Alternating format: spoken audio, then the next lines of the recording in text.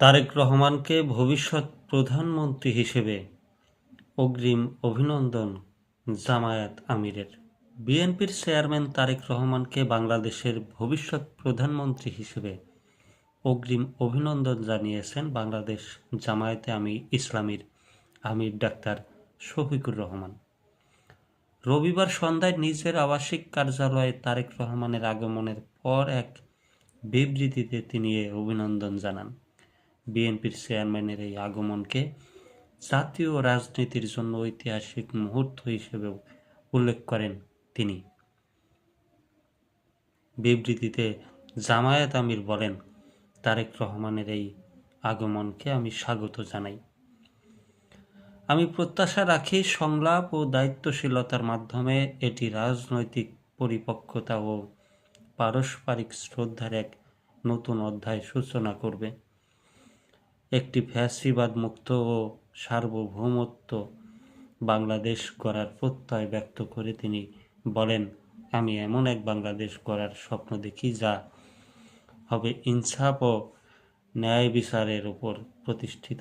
বাংলাদেশ জামায়াতে ইসলামী 11 দলীয় জোটের সঙ্গে মিলে একটি সমৃদ্ধ, স্থিতিশীল ও আধুনিক রাষ্ট্র প্রতিষ্ঠায় প্রতিশ্রুতিবদ্ধ, যা গণতান্ত্রিক মূল্যবোধ এবং সাংবিধানিক শাসনের উপর ভিত্তি করে পরিচালিত হবে।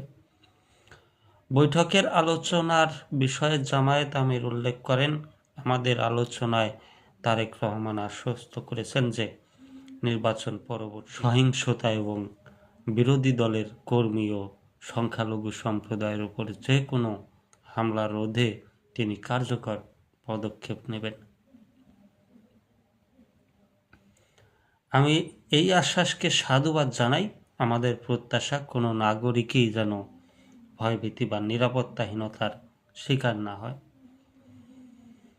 ভবিষ্যৎ সরকারের সঙ্গে সম্পর্কের ধরন কেমন হবে তা স্পষ্ট করে তিনি বলেন, জাতীয় স্বার্থের বিষয়ে আমরা নির্বাচিত সরকারকে পুনঃসহযোগিতা দেব, তবে একটি আদর্শিক বিরোধী দল হিসেবে আমাদের সাংবিধানিক দায়িত্ব পালনে আমরা আপোষহীন থাকব।